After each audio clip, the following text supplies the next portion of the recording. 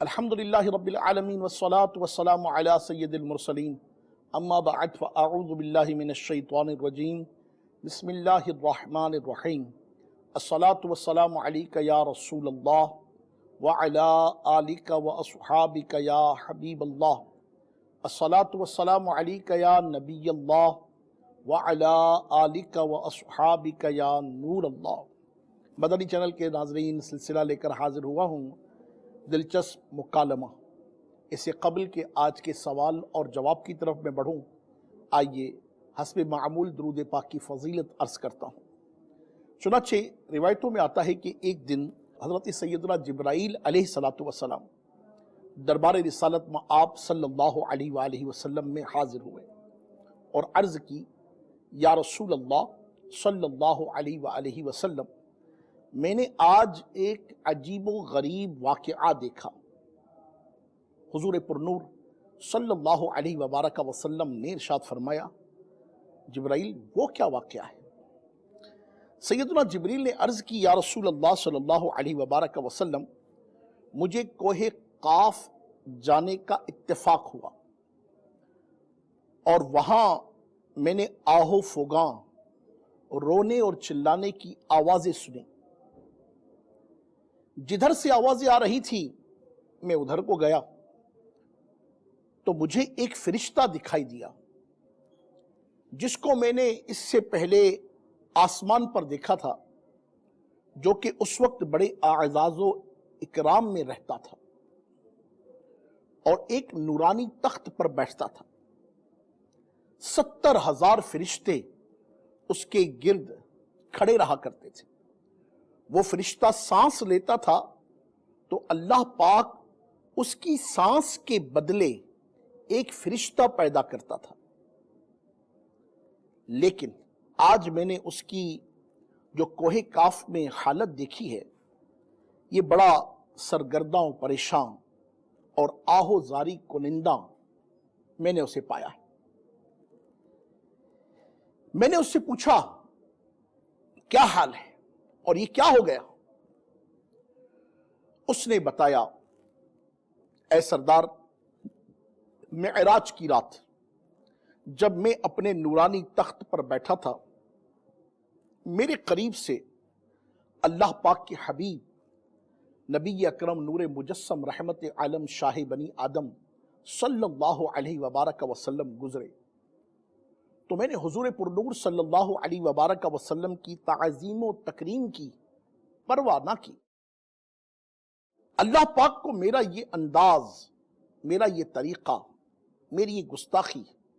ہرگز پسند نہ آئی اور اللہ پاک نے مجھے ذلیل کر کے نکال دیا اور اس بلندی سے اس پستی میں پھینک دیا۔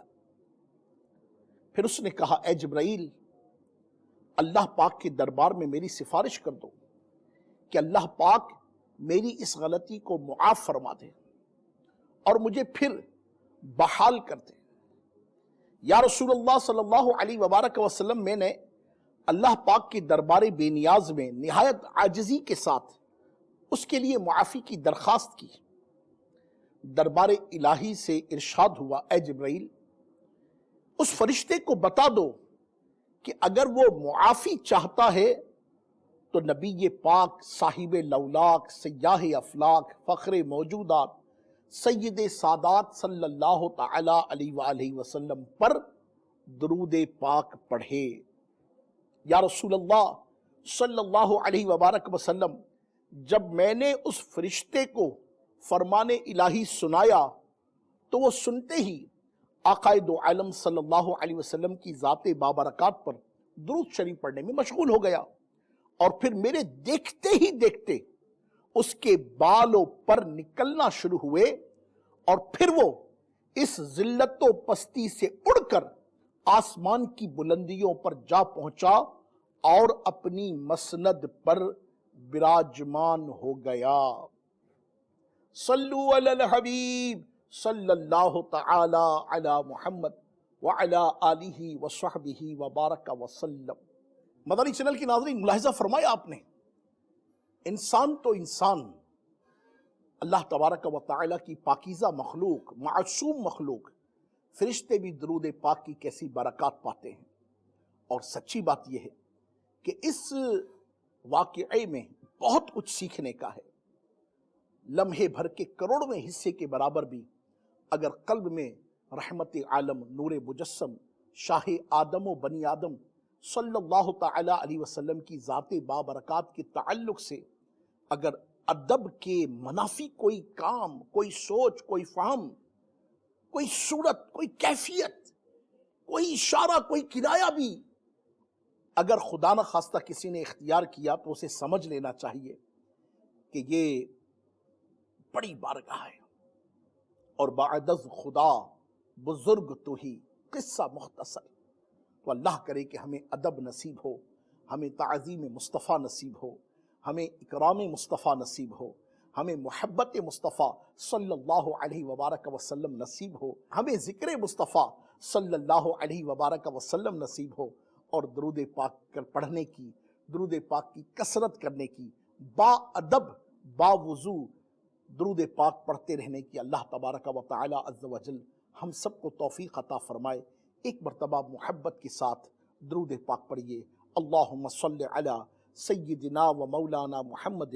وعلی آل سیدنا و مولانا محمد معدن الجود والکرم صلاة و سلام علیکہ یا سیدی یا سیدی یا مکی یا مدنی یا عربی یا قرشی یا ہاشمی یا مطلبی یا رسول اللہ صلی اللہ تعالی علیہ وآلہ وسلم۔ اعرابی کا چوتھا سوال جو اس نے نبی پاک صاحب لولاک سیاح افلاک فخر موجودات سید سادات صلی اللہ علیہ وسلم کی جناب پاک میں پیش کیا، وہ یہ تھا کہ میں لوگوں میں سب سے بہتر بننا چاہتا ہوں، میں لوگوں میں سب سے بہتر بننا چاہتا ہوں۔ تو آقا دو عالم نور مجسم رحمت عالم شاہ آدم و بنی آدم صلی اللہ علیہ وبارک وسلم نے اس سوال کا کیا جواب عطا فرمایا؟ آقا نے ارشاد فرمایا، لوگوں میں سب سے بہتر وہ ہے جو دوسروں کو نفع پہنچاتا ہو۔ لوگوں میں سب سے بہتر کون ہے؟ جو دوسروں کو نفع پہنچاتا ہو۔ تم لوگوں کے لیے نفع بخش بن جاؤ۔ صلو علی الحبیب صلی اللہ تعالی علی محمد وعلی آلہ وصحبہ وسلم۔ مسلمان کو فائدہ پہنچانا کار ثواب ہے، بلکہ اس کو راستہ بتانا، سامان اٹھانے میں اس کی مدد کرنا یا اس کی کوئی ضرورت پوری کرنا، الغرض کسی بھی طرح اس کے کام آنے کی بڑی فضیلت ہے۔ چنانچہ شہنشاہ مدینہ قرار قلب و سینہ فیض گنجینہ باعث نزول سکینہ صاحب معطر و معمبر پسینہ صلی اللہ تعالی علیہ وآلہ وسلم نے ارشاد فرمایا، مسلمان کا بھائی ہے، نہ اس پر ظلم کرتا ہے نہ ہی اسے رسوا کرتا ہے، اور جو کوئی اپنے بھائی کی حاجت پوری کرتا ہے اللہ پاک اس کی حاجت پوری فرماتا ہے، اور جو کسی مسلمان کی ایک پریشانی دور کرے گا اللہ پاک قیامت کی پریشانیوں میں سے اس کی ایک پریشانی دور فرمائے گا۔ سبحان اللہ، سبحان اللہ۔ کس قدر اللہ کے محبوب صلی اللہ علیہ وبارک وسلم نے مسلمانوں کی دلجوئی کی برکات ارشاد فرمائی ہیں، کس قدر مسلمانوں کو خوشی دینا، ان کی مسرت کا سامان کرنا، ان کی مدد کرنا، ان کی دلجوئی کرنا، کس قدر محبوب کبریا سلطان انبیاء صلی اللہ علیہ وبارک وسلم کی مبارک تعلیمات میں پسندیدہ ہے۔ یہی نہیں، سنیے اور جھومیے۔ ارشاد ہوا، تیرا اپنے بھائی کے سامنے مسکرا دینا، اسمائلنگ، تیرا اپنے بھائی کے سامنے مسکرا دینا صدقہ ہے، اور بھلائی کا حکم دینا صدقہ ہے،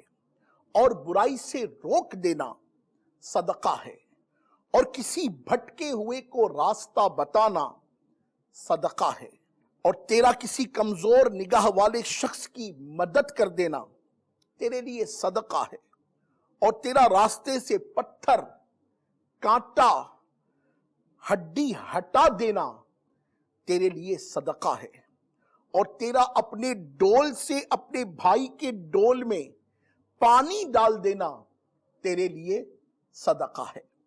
مفسر شہیر حکیم الامت مفتی احمد یار خان علی رحمت اللہ الحنان اس مبارک حدیث کے تحت ارشاد فرماتے ہیں، سبحان اللہ، کیا رب تبارک و تعالی کی مہربانیاں ہیں جو نبی پاک صلی اللہ علیہ وبارک وسلم کے طفیل اس امت کو ملی۔ وہ معمولی کام جن میں نہ خرچ ہو نہ تکلیف، یہ بھی ثواب کا باعث بن گئے۔ کسی کو راستہ بتا دینا یا مسئلہ سمجھا دینا ثواب کا باعث بن گیا۔ تیرا کسی کمزور نگاہ والے شخص کی مدد کر دینا تیرے لیے صدقہ ہے۔ اللہ اکبر کبیرہ۔ اس کے تحت مفتی صاحب لکھتے ہیں، یا اس طرح کہ اس کی انگلی پکڑ کر جہاں جانا چاہتا ہے وہاں پہنچا دینا، یا اس طرح کہ اس کا کام کاج کر دے، ان سب میں اللہ تبارک و تعالی نے ثواب رکھا ہے کہ اندھوں اور کمزور نظر والوں کی خدمت نعمت آنکھ کا شکر ہے۔ ہر نعمت کا شکر جدا گانا ہے، اور شکر پر زیادتی نعمت کا وعدہ ہے۔ اللہ تبارک و تعالی قرآن کریم میں ارشاد فرماتا ہے، پارہ 13 سورہ ابراہیم آیت نمبر 7، لَإِن شَكَرْتُمْ لَأَزِيدَنَّكُمْ۔ ترجمہ کنز ایمان، اگر احسان مانو گے تو میں تمہیں اور دوں گا۔ سبحان اللہ۔ راستے سے پتھر، کانٹا، ہڈی ہٹا دینا تیرے لیے صدقہ ہے۔ اس کے تحت مفتی صاحب لکھتے ہیں کہ اس سے لوگ تکلیف سے بچیں گے اور تمہیں ثواب ملے گا۔ معلوم ہوا کہ جیسے مسلمان کو نفع پہنچانا ثواب ہے، ایسے ہی انہیں تکلیف سے بچانا بھی ثواب ہے۔ کسی بھلے آدمی کو بدماش کے شر سے بچا لینا یہ بھی ثواب ہے۔ اگر کوئی شریف النفس آدمی بے خبری میں خبیث النفس سے رشتہ کرنا چاہتا ہو، اس سے بچا لینا بھی ثواب ہے۔ تو اے میرے میٹھے میٹھے مدنی چینل کے ناظرین، اللہ تبارک و تعالی عز و جل میٹھے محبوب صلی اللہ علیہ وبارک وسلم کے صدقے ہمیں ایک دوسرے کے لیے نفع بخش بنائے۔ ہم ایک دوسرے کے لیے کیسے فائدے مند ہو سکتے ہیں، کس طرح سے ہم ایک دوسرے کے لیے شر سے بچنے کا سبب ہو سکتے ہیں،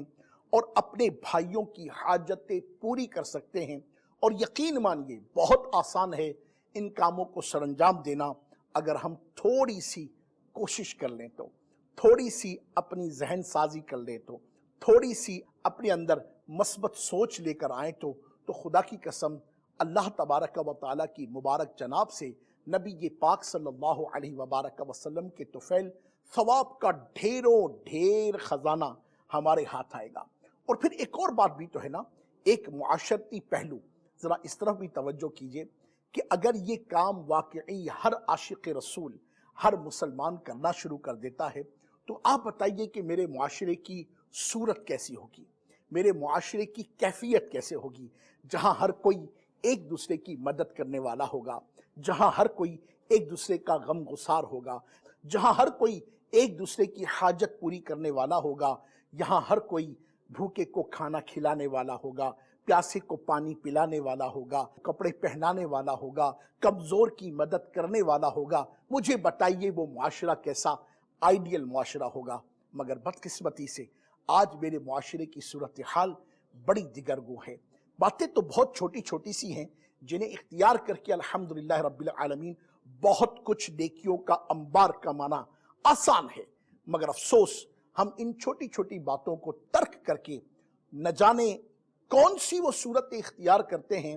کہ جس سے آج معاشرے میں بد امنی اور بے چینی بڑھتی ہی چلی جا رہی ہے۔ ثواب کے یہ مواقع جو قدم قدم پر ہمارے پاس ہیں، موقع بموقع ہمارے پاس ہیں، سم ٹائم گھر سے نکلتے ہی ہمارے پاس ہیں، بلکہ گھر کے اندر بھی کئی مرتبہ ہمارے پاس ہوتے ہیں، مگر ہم لوگوں کی دلجوئی نہیں کرتے، مگر ہم نہیں مسکراتے، مگر ہم شاباش کا لفظ کہتے ہوئے ہمیں گویا کہ تکلیف ہوتی ہے، کسی کی حوصلہ افزائی کا سامان کرتے ہوئے ہمیں بہت زیادہ جیسے مشقت اٹھانی پڑتی ہے، ہمیں کسی کی دلجوئی کرتے ہوئے، کسی کا سامان اٹھاتے ہوئے، کسی کا شاپر اٹھاتے ہوئے، کسی کی موٹر بائک کو تھوڑا سا دھکا لگاتے ہوئے، کسی کی گاڑی کو ہی مجبوراً دھکا لگاتے ہوئے ہمیں بڑی تکلیف ہوتی ہے۔ ایسے بھی حالات کہ لاشیں پڑی ہوتی ہیں، کوئی اٹھانے والا نہیں ہوتا۔ آج میرے معاشرے کی بدقسمتی ہے کہ جب جھگڑا ہوتا ہے تو چھڑانے والوں کی تعداد کم اور سیلفی بنانے والوں کی تعداد، پکچرز بنانے والوں کی تعداد، ویڈیوز بنانے والوں کی تعداد بڑھتی ہی چلی جا رہی ہے۔ ہر شخص کی یہ خواہش ہوتی ہے کہ اس واقعے کو سب سے پہلے میں اپنے فیس بک پر لائیو کر دوں۔ سب کی یہ خواہش ہوتی ہے کہ میرے ذریعے سے دنیا کو پتا چلنا چاہیے کہ میرے وطن میں یہ کیا ہو رہا ہے۔ افسوس ہے، ہمیں تو ایک دوسرے کا مددگار بننا چاہیے تھا، ایک دوسرے کی خدمت کرنے والا ہونا چاہیے تھا، مگر افسوس ہم کوئی موقع نہیں چھوڑتے اپنے مسلمان بھائی کی بے عزتی کرنے کا، کوئی موقع نہیں چھوڑتے اپنے مسلمان بھائی کی دل آزاری کرنے کا، ہم موقع نہیں چھوڑتے، سچی بات عرض کروں 2 قدم آگے جا کے اپنے مسلمان بھائی کے نقصان کا کوئی موقع نہیں چھوڑتے۔ 2 قدم آگے اپنے ہی عزیزوں، اپنے ہی رشتہ داروں میں حسد کی بنیاد پر، جیلسی کی بنیاد پر کوئی ترقی نہ کر جائے، ہم اس کے لیے راستے روک دیتے ہیں۔ ٹانگیں کھینچنے کا مزاج ہمارے ہاں بہت زیادہ بن چکا ہے۔ پروفیشنل جیلسی ایک باقاعدہ اصطلاح جنریٹ ہو چکی ہے۔ دفتروں میں دیکھیے تو ایک دوسرے کے ساتھ کھیچم تانی لگی ہوئی ہے، سڑکوں پر دیکھیے تو ایک دوسرے کے ساتھ جھگڑا لگا ہوا ہے، گھروں پر دیکھیے تو ایک دوسرے کے ساتھ تناؤ کی کیفیت ہے۔ کیسے ہم ایک دوسرے کی دلجوئی کریں گے اور کیسے یہ ثواب کا انبار اپنے لیے اکٹھا کریں گے؟ آئیے اس موقع پر میں نبی پاک، صاحب لولاک، سیاح افلاق، فخر موجودات، سید سادات صلی اللہ علیہ وبارک وسلم کی ایک اور حدیث آپ کی خدمت میں پیش کرتا ہوں تاکہ ہماری توجہ رہے۔ یقین مانیے ہم بہت سارے چھوٹے چھوٹے کام کر کے اپنے لیے بہت کچھ جمع کر سکتے ہیں۔ چنانچہ سیدنا ابو ہریرہ رضی اللہ تعالی عنہ سے روایت ہے، نبی پاک صاحب لولاک صلی اللہ علیہ وبارک وسلم نے ارشاد فرمایا، جو کسی مسلمان کی ایک دنیاوی پریشانی دور کرے گا، دنیاوی پریشانی دور کرے گا، اللہ پاک قیامت کی پریشانیوں میں سے اس کی ایک پریشانی دور فرمائے گا، اور جو تنگ دست کے لیے آسانی مہیا کرے گا، اللہ پاک دنیا و آخرت میں اس کے لیے آسانی پیدا فرمائے گا، اور جو دنیا میں کسی مسلمان کی پردہ پوشی کرے گا، اللہ پاک دنیا و آخرت میں اس کی پردہ پوشی فرمائے گا۔ اور بندہ جب تک اپنے مسلمان بھائی کی مدد کرتا رہتا ہے، اللہ تبارک و تعالی اس کی مدد فرماتا رہتا ہے۔ سبحان اللہ، سبحان اللہ، سبحان اللہ۔ اے میرے میٹھے میٹھے پیارے پیارے مدنی چینل کے ناظرین، ہمت کیجئے، یہ تو مبارک ایام ہیں، یہ تو پیارے دن چل رہے ہیں، یہ یقین مانیے ریمائنڈر کے لیے آتے ہیں، یاد دہانی کے لیے آتے ہیں، اور یہ بہترین موقع ہوتا ہے ان ایام میں کہ ہم ایک مرتبہ اپنی شخصیت کا جائزہ لیں، ایک مرتبہ اپنے مزاج کا جائزہ لیں، ایک دفعہ اپنی ذہنیت کا جائزہ لیں، ایک دفعہ اپنی قلبی کیفیت کا جائزہ لیں، ایک مرتبہ اپنے گرد و پیش کے ماحول کا جائزہ لیں کہ کتنے لوگ ہیں جو میرے شر سے بچنے کے لیے میری ہاں میں ہاں ملاتے ہیں، اور کتنے لوگ ہیں کہ جو مجھ سے بچ کر، کنی کاٹ کر مجھ سے دور بھاگتے ہیں۔ میں غور تو کروں کہ میں لوگوں کے لیے نفع بخش ہوں یا لوگوں کے نفع کو میری وجہ سے نقصان پہنچتا ہے۔ اے میرے میٹھے میٹھے اسلامی بھائیوں، اپنی زبان سے،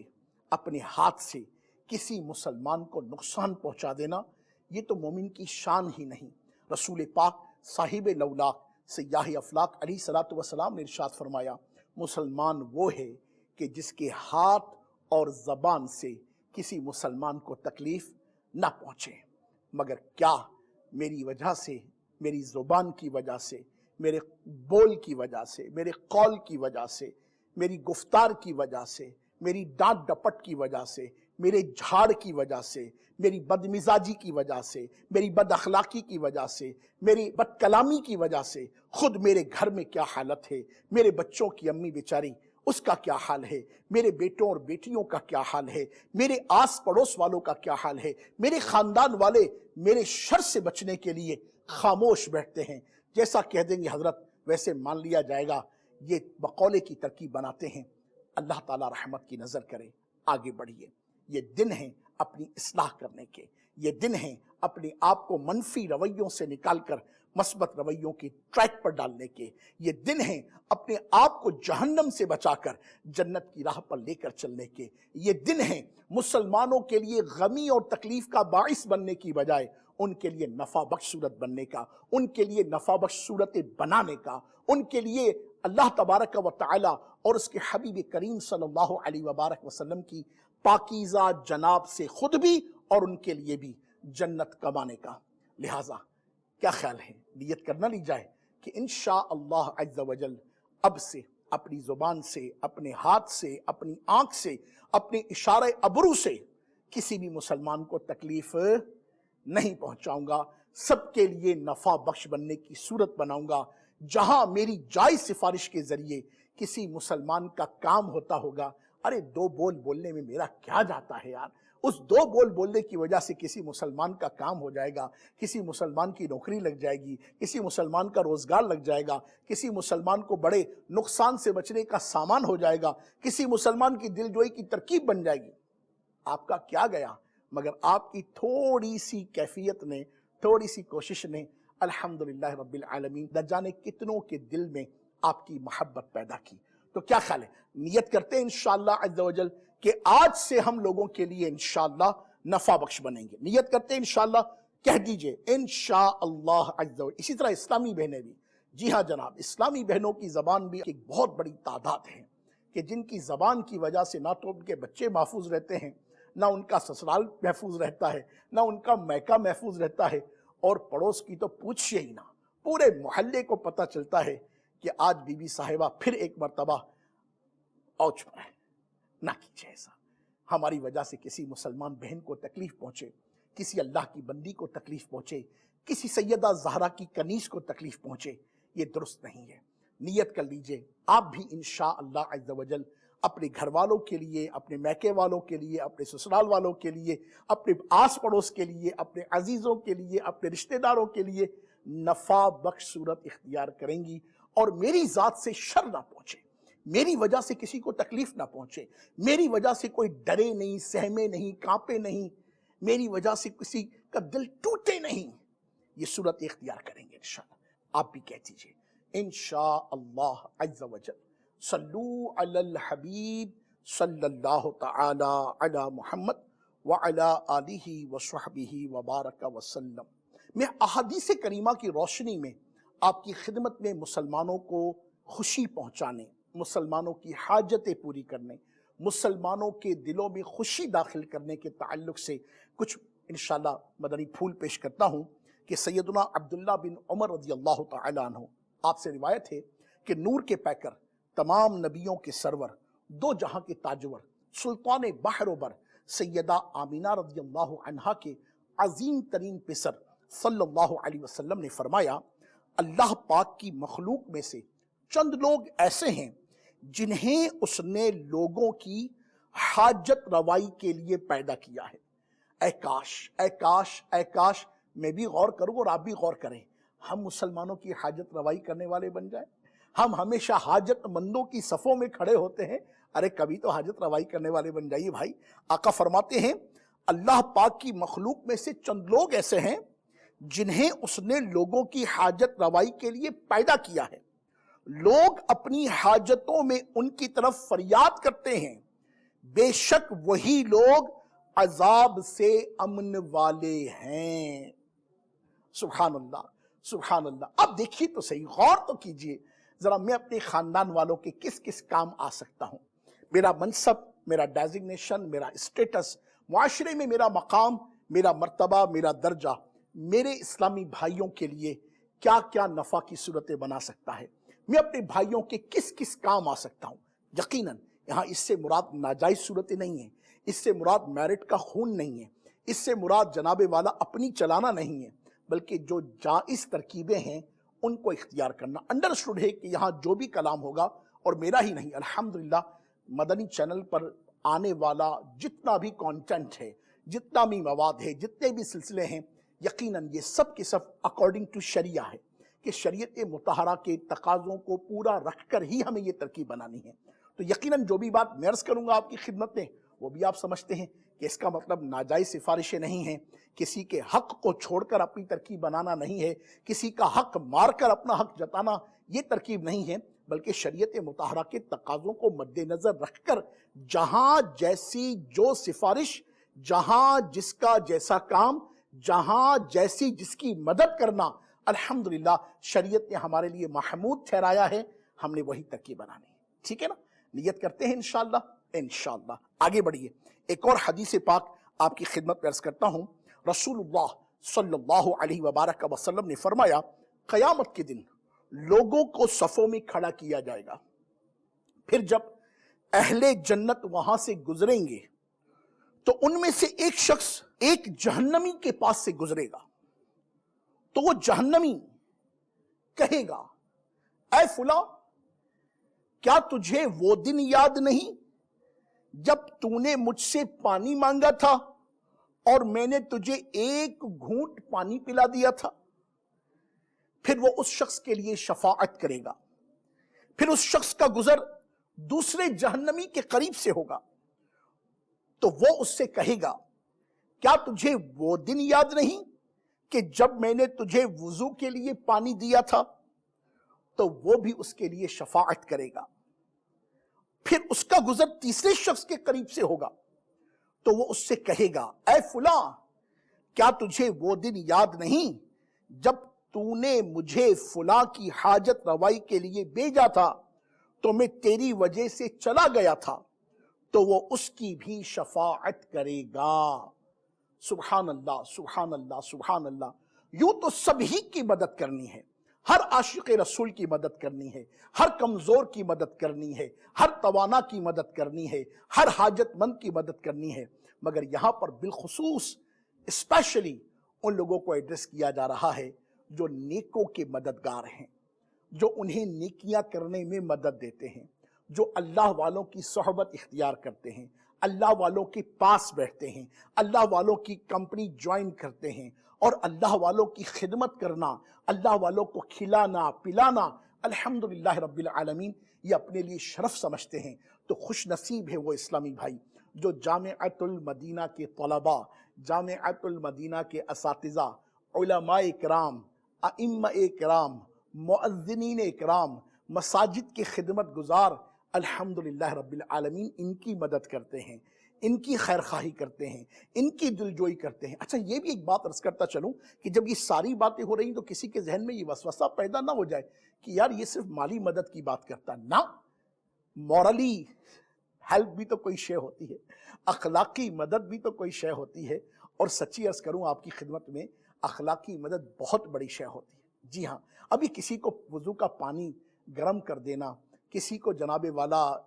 جسے کہتے ہیں کہ راستہ پار کروا دینا، یہ کانٹا ہٹا دینا، یہ ہڈی ہٹا دینا، یہ جو ہم خواہ مخواہ بھی آپ نے دیکھا ہوگا کنسٹرکشن کا کام ہوتا ہے اور سرے راہ سڑک پر آپ کو پتہ ہے کہ ٹریفک کی آمد و رفت ہے، گلی ہے کتنی سی، ہمارے ہاں انکروچمنٹ ہول سیل میں ہے، گلیاں خود بہت تنگ گلیاں رہ گئی ہیں، اب ایسے میں جناب والا کسی نے بجری کا ٹرک لٹوا دیا،